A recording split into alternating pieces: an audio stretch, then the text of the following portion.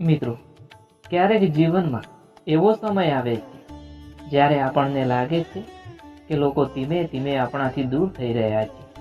જેઓ ક્યારેક આપણી ખૂબ નજીક હતા, આજે તેઓ થોડા બદલાયેલા લાગે છે. તેમની વાતોમાં પહેલા જેવી ગરમી નથી, તેમની હાજરીમાં પહેલા જેવી લાગણી નથી. આવી પરિસ્થિતિમાં માણસનું મન ખૂબ દુઃખી થઈ જાય છે. મન પ્રશ્ન કરે છે, શું મારી અંદર કંઈ ખામી છે? લોકો મને છોડીને કેમ જઈ રહ્યા છે? પરંતુ મિત્રો, જીવનનો એક ઊંડો સત્ય છે, દરેક માણસ આપણા જીવનમાં સદાકાળ રહેવા માટે નથી આવતો. કેટલાક લોકો આપણા જીવન યાત્રામાં એક પાઠ શીખવવા માટે આવે છે. ભગવાન શ્રી કૃષ્ણ કહે છે કે આ દુનિયામાં બધું બદલાતું રહે છે. સમય બદલાય છે, પરિસ્થિતિઓ બદલાય છે અને લોકો પણ બદલાય છે. આ બદલાવને જ સ્વીકારવું એ સાચી સમજદારી છે મિત્રો. જ્યારે લોકો આપણાથી દૂર થવા લાગે છે, ત્યારે સૌથી પહેલા પોતાને દોષ આપવાનું બંધ કરો.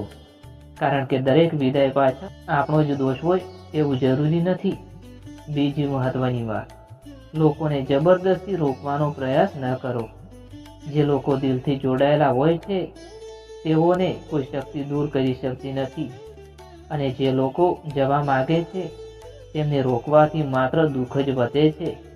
આવી ઘડીમાં ભગવાન પર વિશ્વાસ રાખો મિત્રો.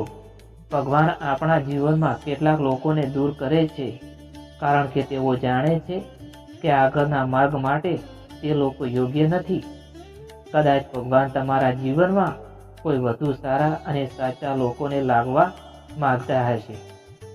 જ્યારે લોકો તમારાથી દૂર થાય છે, ત્યારે તમારી શક્તિ તોડશો નહીં, પણ પોતાને વધુ મજબૂત બનાવો.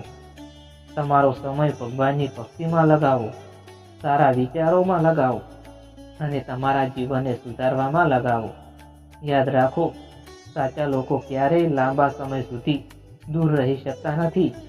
જો સંબંધ સાચો હશે તો સમય તેમને ફરી તમારી પાસે લાવશે.